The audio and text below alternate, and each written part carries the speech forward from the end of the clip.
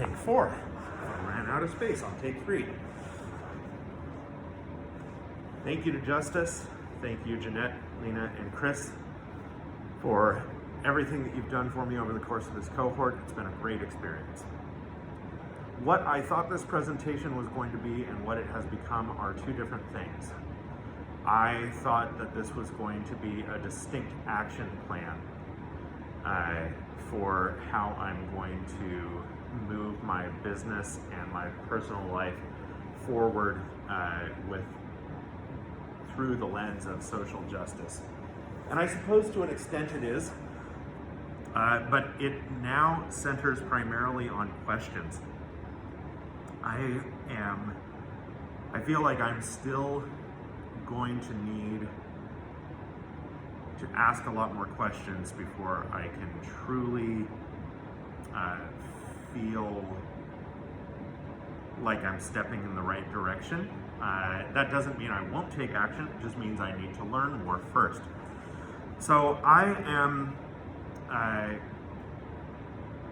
looking at how I can use questions within the framework of the 4 I's: internally, interpersonally, institutionally, and ideologically, to get to that point where I feel like I am, like I have a reason, like I understand my reason a little bit better.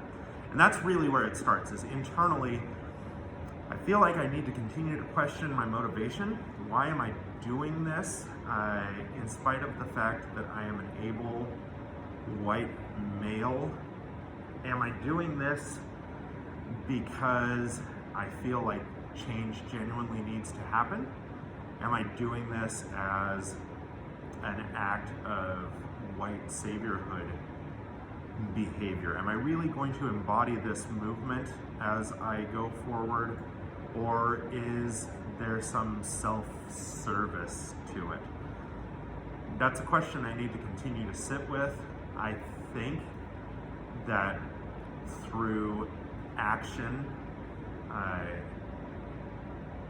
through practice, I will be able to make it more of the former, a real work towards equity and equality and social justice. Interpersonally, what can I do within my relationships with my family, my clients, and my community? What can I do in those personal relations to continue to work towards a greater understanding of these systems of oppression, as well as my role for others?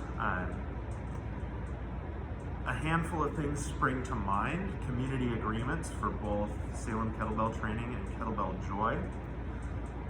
I've reworked my intake forms as well to center on questions about my potential clients' experiences within their bodies, and to sort of help me understand what guidance they need from me, more than telling them how I can help them change. Getting away from body rehabilitation and getting into bodily well-being through my businesses. Within the community, I think I need to, I just need more information about marginalized groups within my community.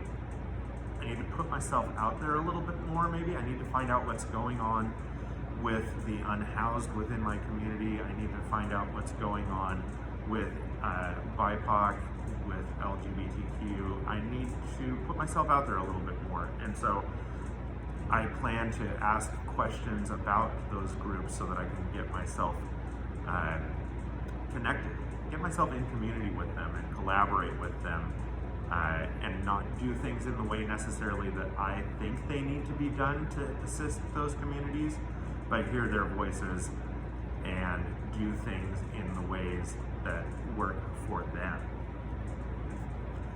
That ties in institutionally as well.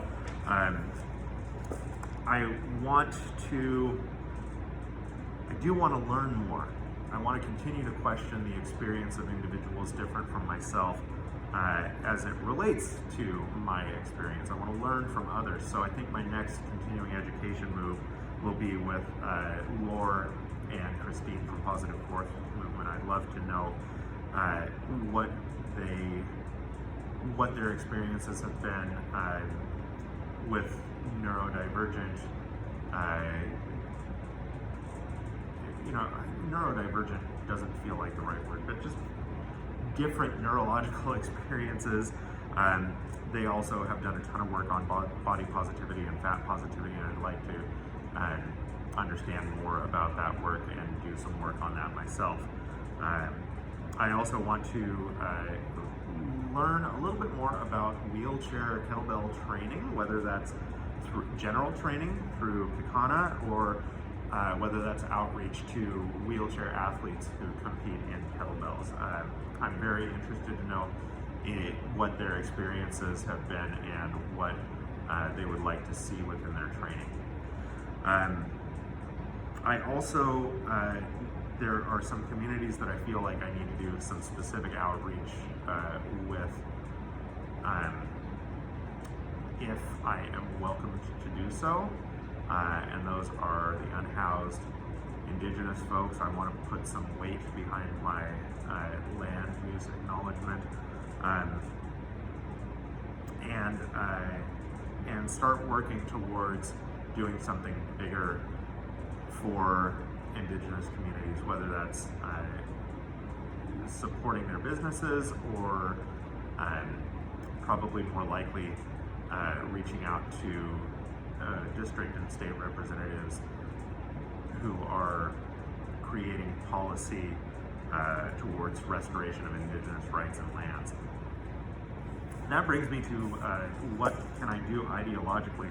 This is where I think I have the most questions to ask. What are my beliefs? How can I use those beliefs to change the unfortunate reality of others? What are my reasons for doing this? What is my true cultural and ancestral heritage? And I want to examine the propagation of systems of oppression that are rooted within that heritage. I have Scottish lineage, and people are coming to America, and we have Irish heritage. Ellis Island landed in Arkansas for several generations before coming out west and being part of the homesteader movement, which I'm sure has made tremendous impact on Native American populations.